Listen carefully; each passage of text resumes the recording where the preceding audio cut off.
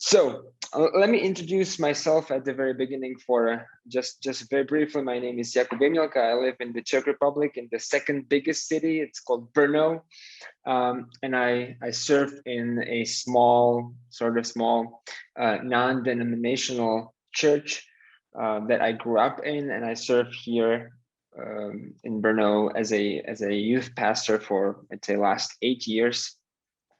Uh, um, and for the last 3 years of my life, I work with the Josiah Venture, which is a training organization across the Central and Eastern Europe. And here in the Czech Republic, we have the national organization that's called COM. And here I serve as a deputy director. And I am in charge of training, and I lead some of the regional teams that we have here in the Czech Republic. And also, and that hopefully is not just bragging, but also one of my big interests is online world and how to reach the online world with the gospel of Christ. And so me and my wife were doing a podcast about the topic that we feel like it's one of the key topics for most teens. And so we do podcasts about relationship, dating, sex, love in Czech. So you can listen to it, but it's in Czech. So I apologize to all of you who doesn't speak Czech. And we have approximately 2,000 to 3,000 people listening to each episode. And we also run an Instagram that supports that. And we talk about love, dating, sex, relationship, and quite a number of non-believers, of people outside of the Christian community listen to those podcasts, and also are talking with us online and sometimes in person, and we'll get to it. So those are just a couple of things about myself to share at the very beginning. So guys, just a couple of technical information. Today, I have some content prepared for you that I believe that will help us and will inspire all of us why it's worthy to go and share Christ and the gospel in the online world, especially on the social networks, and also some tips, some principles that I've learned throughout my ministry that are key and are important to understand and know. And also at the end, I have two very practical and very easy options how to start when you don't know where to start with sharing Christ online. And so I believe that that we will be inspired to do so. And if you have any questions throughout the whole workshop, just type them in the chat, and I will try to answer them. Some of them I might answer during the session, and some of them I'll try to answer at the end. But if you are interested in maybe setting up a private one-on-one meeting later, I will put just my email into the chat. So feel totally free to contact me, and we can talk about this topic or any else personally later. So why and how to share Christ online? I think it's such a great topic and such an important, especially today, not only after the COVID, but even before.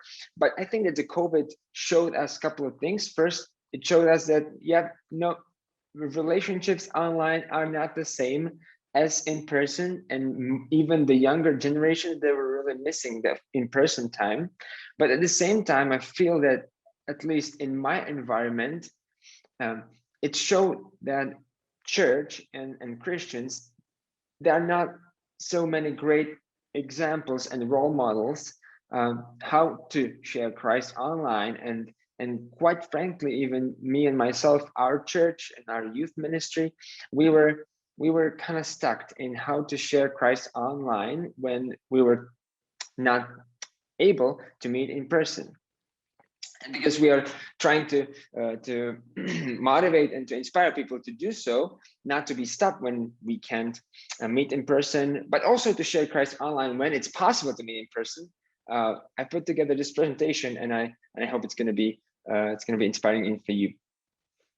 And I want to start with the great commission of Christ, because that's where I start when I think about reaching out to new people. And when I just read in the Great Commission in Matthew 28, there's something very interesting to me. I'm just going to read it. I'm just going to share it real quickly. So the Great Commission, when Jesus said to his disciple, all authority in heaven and on earth has been given to me. Therefore, go and make disciples of all nations, baptizing them in the name of the Father and the Son and the Holy Spirit, and teaching them to obey everything I have commanded you. And surely I am with you always, to the very end of the age. So including today, because we're still in the same age, hopefully. So when Jesus said, "Go and make disciples of all nations," sometimes I like in the Czech translations that we have, it's not just to go to make disciples of all nations, but it's to go to the whole world. And I feel and I believe that the online world is also a world that we are called to go with the gospel of Christ. And that when we go and we share Christ, we share his gospel, his message into this specific virtual world, Jesus is also with us, because he's with us always to the very end of our age, of the age. And so sometimes when I look at how can we reach the world, we see quite a lot of people traveling to different locations, and that is great. We see people who are sharing the Christ on the street, and that is great when you have the gift for it. And there are people who are sharing Christ via events or venues or books. But to me, it's so interesting how easy and also how sometimes missed is the opportunity to share gospel online.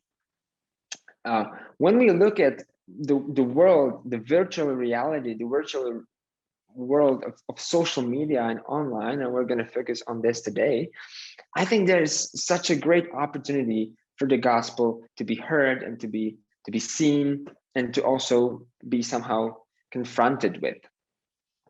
Because we need to realize that most people go to social media, social networks like Instagram, Facebook, stuff like that, to somehow interact, and this interaction can actually change their life. And it's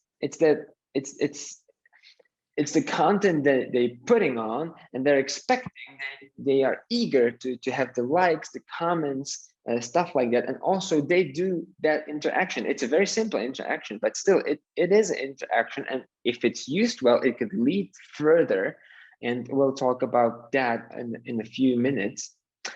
And when we look at the population of European Union, we see that over almost 60% of all the citizens of all ages, and when we talk about younger people, that's usually hitting almost 100% of them, the citizens, they use social media somehow. They put something on it, they comment, they look for stuff there every week, most of them daily.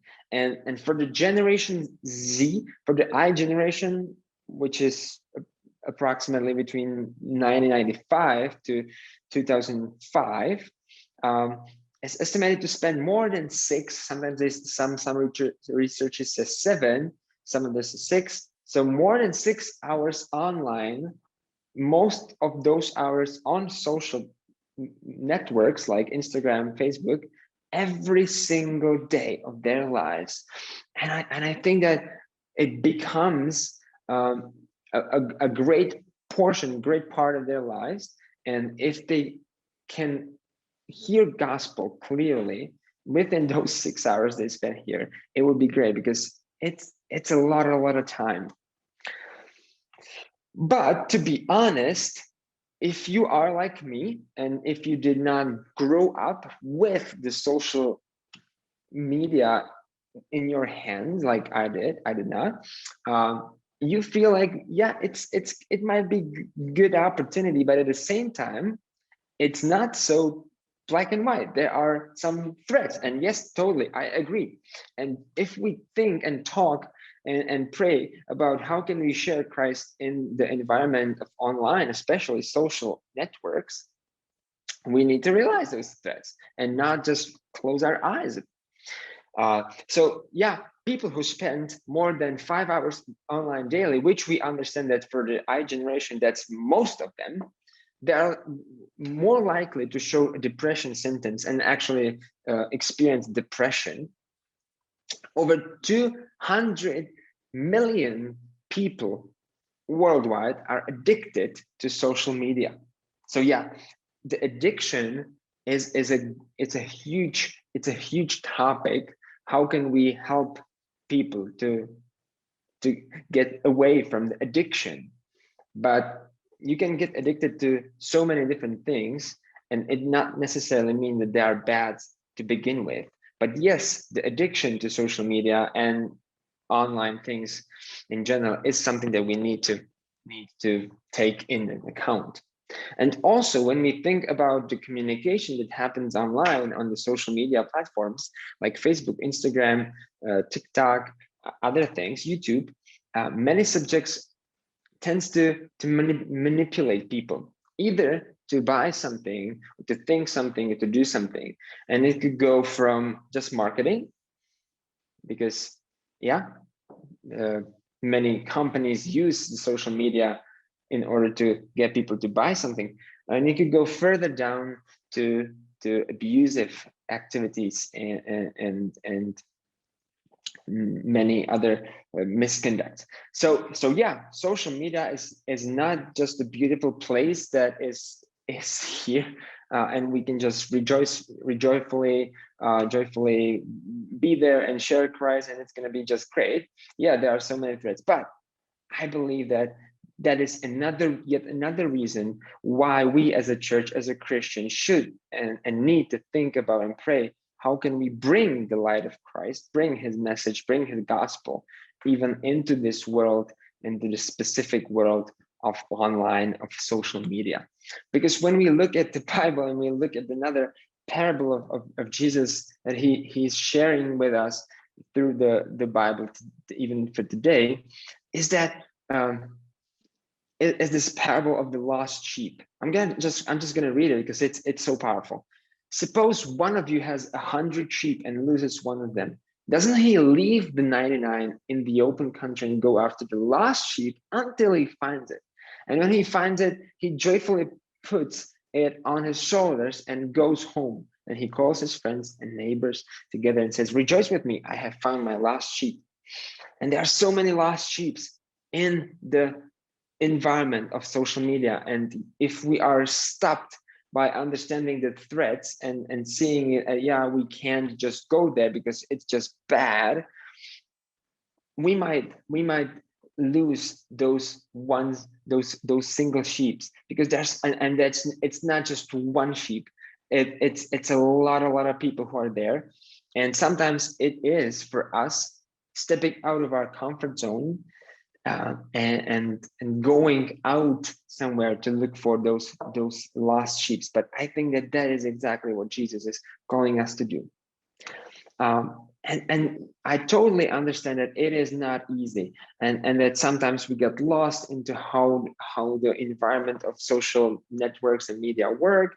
We might experience some bad things there, and so it can be confusing for us. And so because that is a topic that's been on my heart for a couple of years now, and we did all kinds of different stuff with our local ministry, with our church, with our national ministry, personally, there are some principles that I've learned about the social media and how it works, and what are the great principles that if we keep, we might be a little bit more effective in how to share Christ online. They are not they're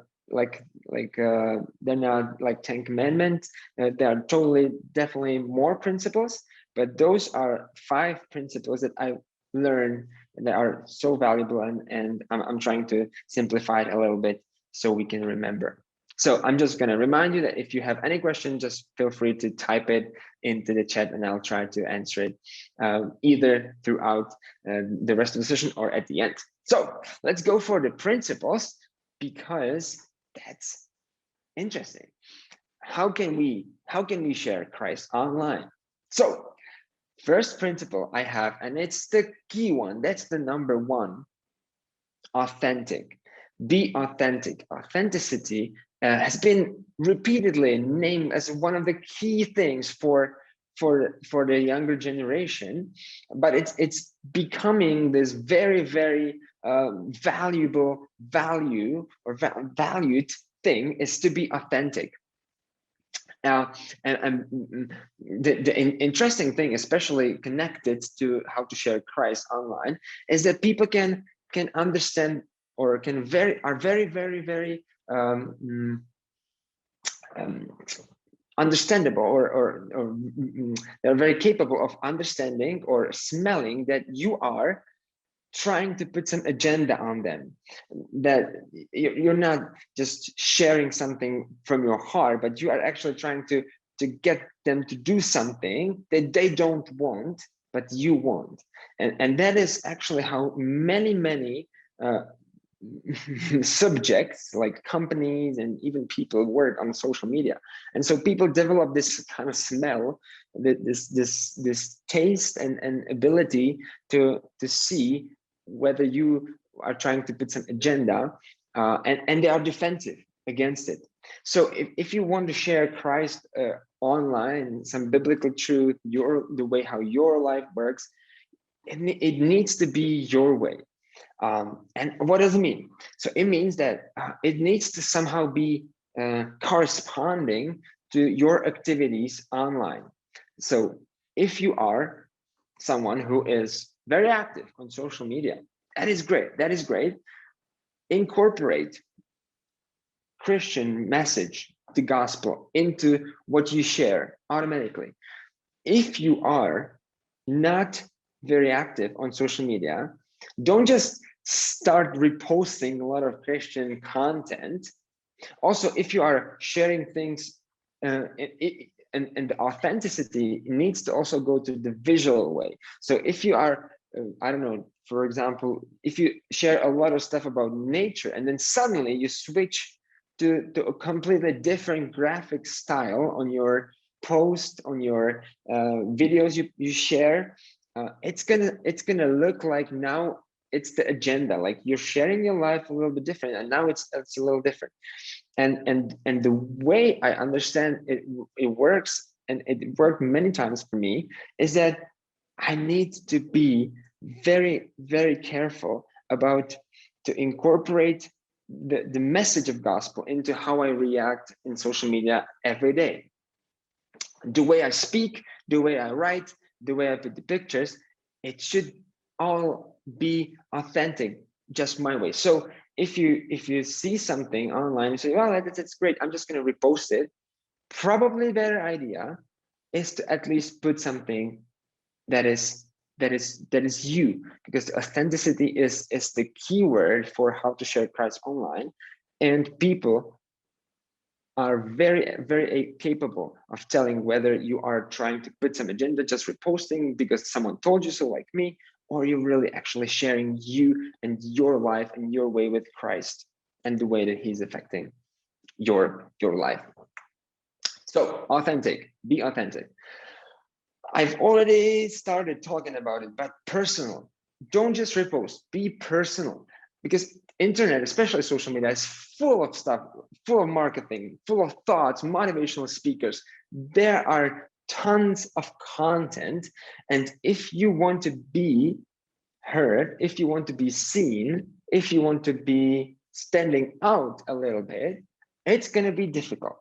And so one of the myths about sharing Christ online that I've heard and I've encountered a million times is this: I just can't share gospel online because I'm not able to put together such a great production. I don't have such a great picture. I don't have such a great, visuals. But that's not what it is really about. Because yes, it's not going to be easy if you want to compete with the professional production just for yourself. But you don't probably have to, because your story, your personal story, it is what is gonna make it special for people, because they're gonna there are, most of them, they are on social media to see their lives, especially on Instagram. It's just so easy to share lives, because people are there on that platform to see other people's lives, to share their lives. And so it does not necessarily have to be professional production if it's you and your personal story. And you can share Christ not only on the joys that you're experiencing, but also if you share mistakes you made and how Christ affected that and help you deal with it, with the issues that you're dealing with and experiencing in your life, with the question that you're having, and how the Bible and the message of the gospel is shaping that. Make it personal, and then you don't need the production. I'm telling you. One of the great examples. So my wife, she's really great in how to share the gospel online, and she's just so natural and in so many different ways in it. And so when something has happened, and it could be a very normal thing, it could be something connected with the ministry and church and theology and stuff like that, but it could be something connected with cooking or being with our child, or just being together with me, or traveling or something. She's just sharing that, but also she's sharing how Christ is incorporated in that, because I believe that when we live lives with Jesus, it's not just something on that happens on Sunday, and if it does, then we might first need to change that and then go and share him online. But because I believe that Christ is living in us and is a part of our lives, if we share our lives truthfully, we might actually end up, and we should end up, sharing Christ online, because he's a very important part of our lives. He's a key part of our lives. And so you can really share Christ on the very regular things that you're living in your life. Actually, one thing that can be very helpful and can help you to go further, not just posting things, but is a call to action. And call to action is a phrase word, it's a keyword for a lot of stuff. But actually, one of the great advantages of the social network is that you can actually make a very simple call to action that's not going to cost a lot to those people who are responding to it, and yet it can lead to a deeper conversation, messages, and it could be something like just clicking on the button. Either it's like, or it's like some of those polls that you can take, or ask people to ask a question, and we'll get to it later when I have a very specific tip of how can we start when we don't know how to start. And so we don't have to be afraid to call people to the simple actions like click on the button, just share on the scale or something like that. And then when someone do, we can follow up. And it automatically makes them think more about what you're asking, when it's not just something that they see with their eyes, but there's actually something that they do with their fingers. And it's proved that people are more engaged with posts and stuff like that when they actually need to do something, at least a little bit, at least a simple movement. So don't be afraid to call to action at least a little bit, because another great thing about social media, I mean, yeah, there are extremes, but people actually don't need to respond to your call to action. They don't have to click on the button, and it's not going to be that awkward as it's on the street. So it's very natural to just skip to another post if you're not interested. One more technical thing, I think that that when we say social media, social network, that's already become like to say people. There are so many different social networks or platforms, and some of them are similar and work very similarly. Some of them work completely different, and if you're trying to do the same thing at all of them, you might end up with very weird and results. And so I'm not just going to go through all of them because first of all, there's a lot of them. But I'm just going to quickly give an example. So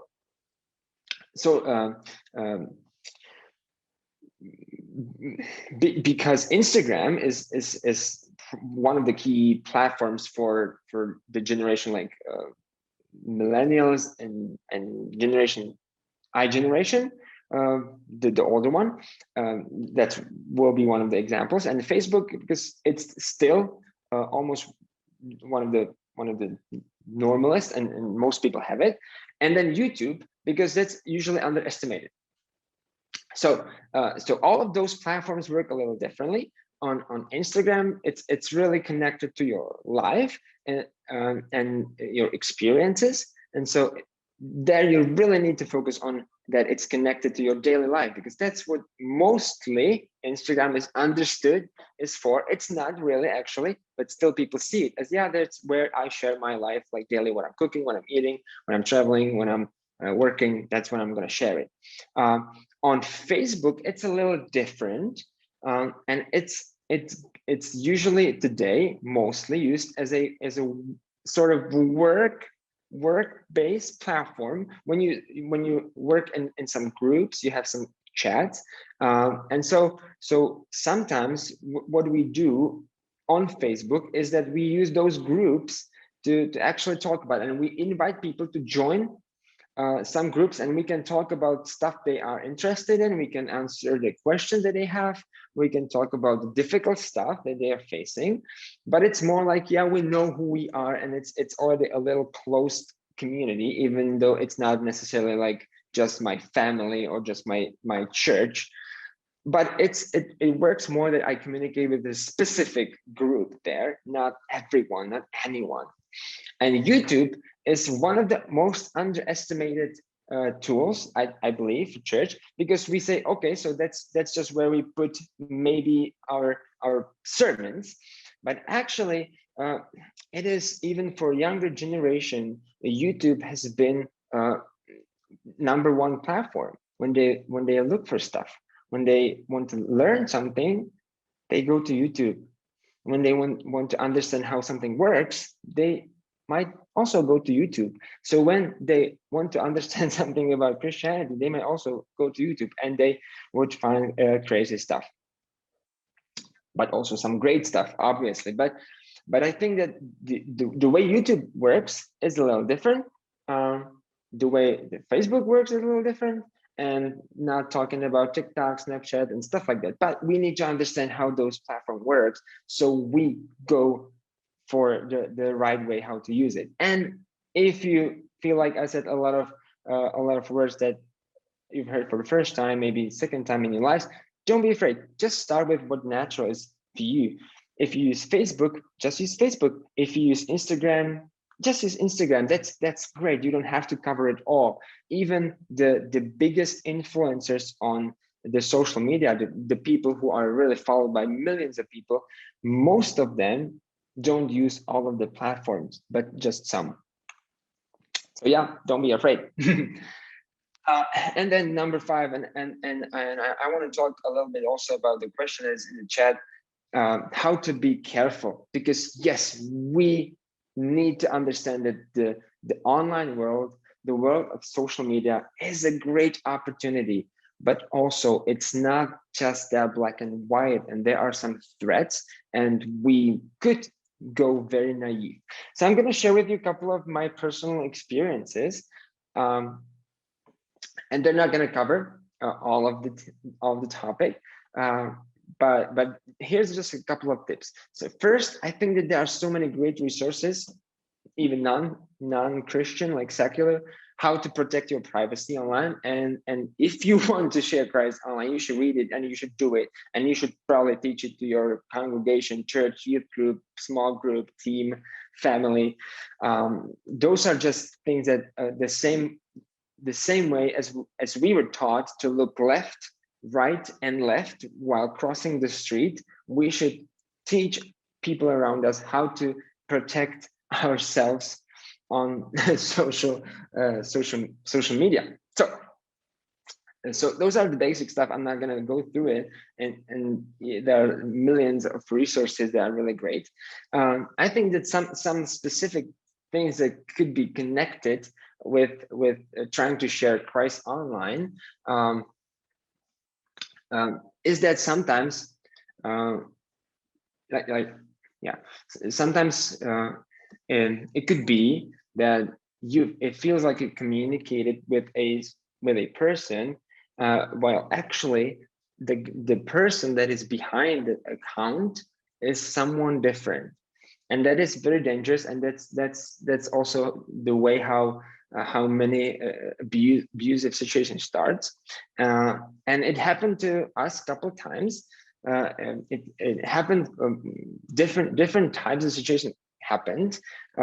One of what happened is that we've encountered a account that, because of our podcast, contacted us and talked about, they wanted to hear about the Bible and Christ, and then something happened, and I'm going to share right now how we get to know that it's something weird.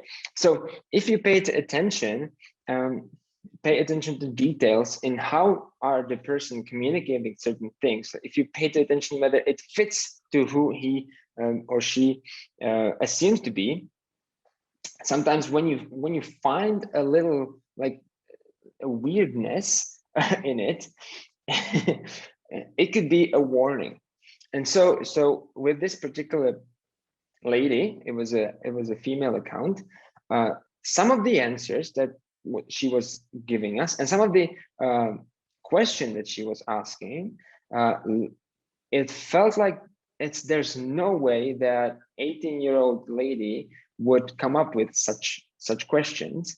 And also later we realized that she is answering always at the particular part of day at the week. So every time it was like Thursday 6 p.m. to 8 p.m. Never ever anywhere else.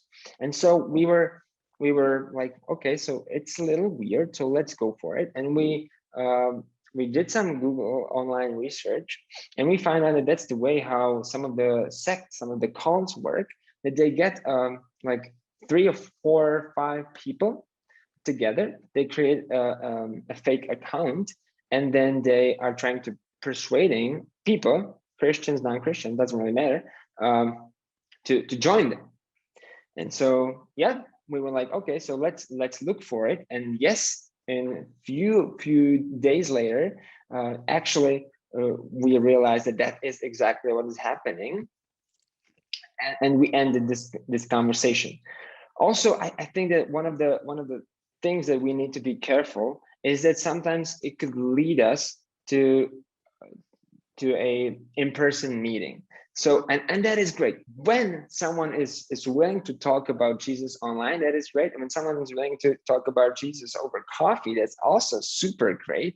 And yes, some still there are people who go way deeper in person. And so there are, again, some basic principles that we're trying to follow when we're meeting someone who we never met before, and the contact came from online. Yes, again, they might be great resources about it, but those are just simple practical tips that we do. So mostly when they want to meet us, we meet with them at public place, usually like a coffee place, never in park or stuff like that. Coffee place, we usually pick the place. We never take our child with us to this meeting, and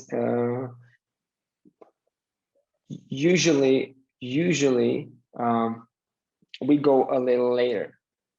So if we set the meeting at like 6 p.m., we arrive here like 6:10.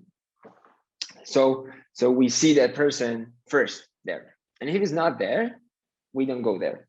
So if he or she is not sitting in the coffee place, we just simply not going, and then we text them, hey, you were late, we left, can we schedule again? But it's not like we're sitting in the place and waiting for the person to come.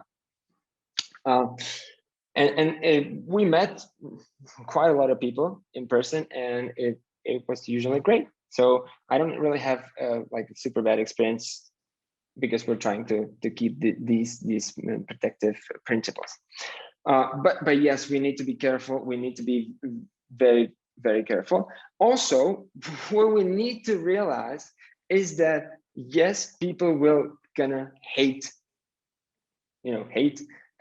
us for sharing Christ online. That's just gonna happen, and I think that Jesus prepared us that it's gonna happen. Like he in the Bible, we don't read that, yeah, people gonna love you for sharing me, and everyone's gonna want to be friends with you, and I mean real friends, not just Facebook friends. Yeah, the gospel is sometimes, for some people, it's hard to accept. It's something that makes them angry, and they will disagree with us, and we need to be careful about it. I have a friend, and she is a TikToker. She shares a lot about Christ on TikTok, and she has hundreds of thousands of followers. And at first it was really, really difficult for her, because maybe it's just a Czech culture, but yes, most of the comments are negative in Czech. That might not be the case worldwide, but yeah, we need to realize that we will encounter some refusal or some hate, because that's just an automatic reaction of people to the gospel. And I think that if you want to share Christ with anyone, you need to be prepared that he's not gonna maybe respond positively right away. But that I hope that's not gonna stop us. But yes, we will probably encounter some negative feedback. But still, we need to be very careful, especially in meeting in person or doing stuff like this, and to be also very protective of our privacy. So sharing where you're away from home, where do you live, and stuff like that. I think that really there are some great resources that we all need to know and look for.